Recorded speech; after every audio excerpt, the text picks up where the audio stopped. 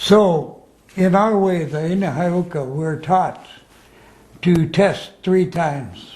And we're taught, first off, if it's morally correct, what you see or whatnot, is morally correct and causes no man harm, the chances are very great it is of the great Creator. Doesn't guarantee it, but the chances are it's very great. So we test 3 times. And in that testing we find out if at any time something that I recall seeing or something wavers, just wavers in my thoughts, then I just tell them, go stick it in the mud. You know, make up your mind, dude. Because I don't think it's of the Creator. And there's a number of times over the many years that I managed to struggle on this planet that, well, the scripture says he, meaning Lucifer, the dark one, can come as an angel of light. And I've seen that happen.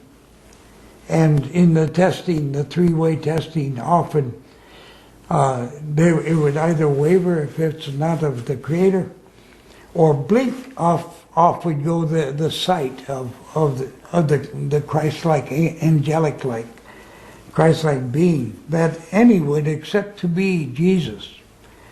But because I test, I learned that there's times that it's not who you think it is. And I would suggest that you test 3 times too. If it wavers or disappears, it's not of that. If it's morally correct and causes man no harm, it's a very good chance what you're seeing is of the Creator. But you must check that.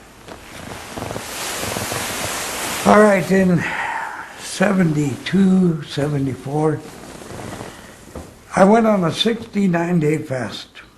Now, people had jumped all over me, said, oh, this guy's full of bull, he's a liar. He'd be dead. Well, they don't read what I've got on my website.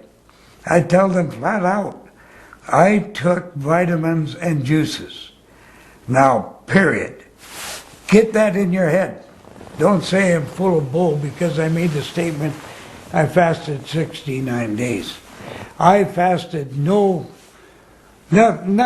no solid food past my lips. And I ended up at 179 pounds. I lost 79.5 pounds during this fast.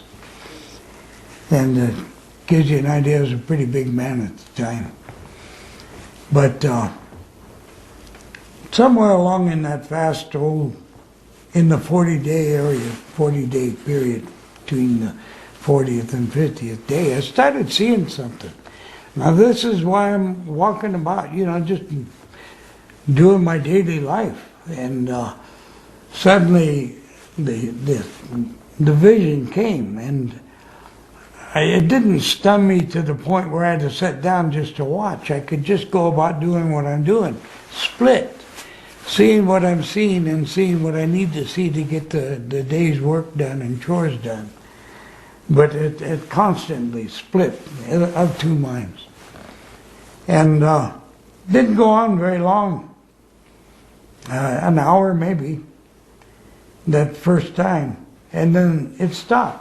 And then the next day, bang, it came again, leaving where it had stopped, or starting where it stopped. Give me a little tiny bit of the background of the ending of the day before.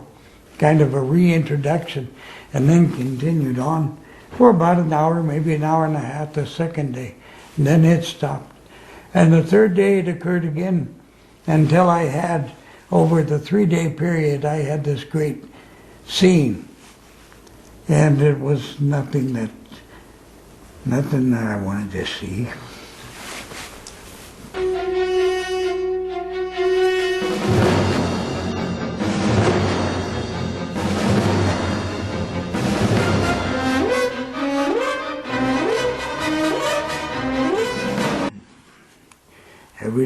I really wish he'd quit this.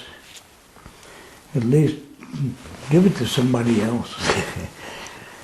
But what I see has got to be shared. That's why he's given it to me, and I've had the opportunity to talk around the world on radio and stuff. And he set all that up too.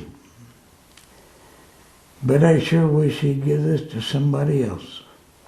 Oh, God in heaven, how I wish that. But anyway,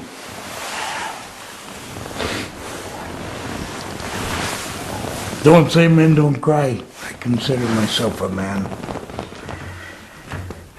Folks, what I was showing during those 3 days was so horrible that when it flooded in, all I wanted to do was cry and go out and literally throw up. I didn't, but it was there again. Like the first time and the other 3 times he showed it. But, like I said, out there with my tobacco, I said, nevertheless, your will be done, Father. And it's a dirty job, but somebody's got to do it. And for some strange reason, he picked this old twit. But nevertheless, bricks holding up buildings that lie empty. This all I saw before it happened. Now I'll get kind of orientated because the great vision just showed things that covered overall. It didn't say this day this will happen, that month that will happen, that year that will happen. It was just over a period of time. I couldn't tell you for sure what would be first, what would be next, what would be last. But I can sure tell you what I saw. I saw a drought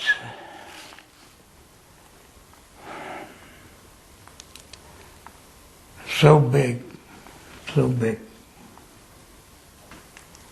Like, I don't know, in the 20s or whatever it was, when everybody was leaving their farmland and going to California just to survive.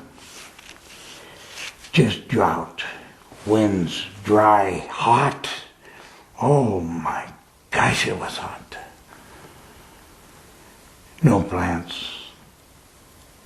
During this uprising of the drought was the uprising of insects, locusts if you want, grasshoppers otherwise.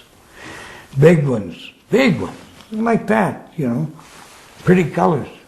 Kind of, I guess you'd call them a Texas grasshopper. Huge mouths, real, and they exist right now in certain areas of the USA. I've seen them. I mean, not just in vision, but I've held them in my hand. And little grasshoppers and ants and bugs. Every kind of insect that eats a green thing was eating anything that they could find that existed, that they could even call used to be green.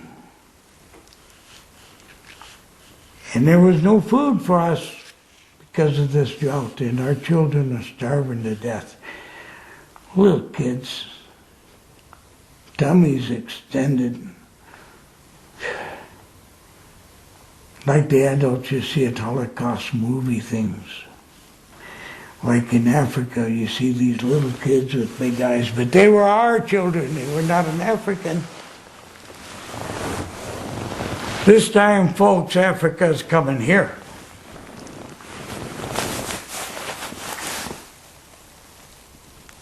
Lots of bugs, lots and lots of bugs. Lots of drought, strange weather. And you know, this is being filmed in March, I think it is, of '05, right at the beginning. And you know our weather is just wacko. I saw it long before it was wacko. I see great, at this time in the vision, great snowstorms, great ice, great cold.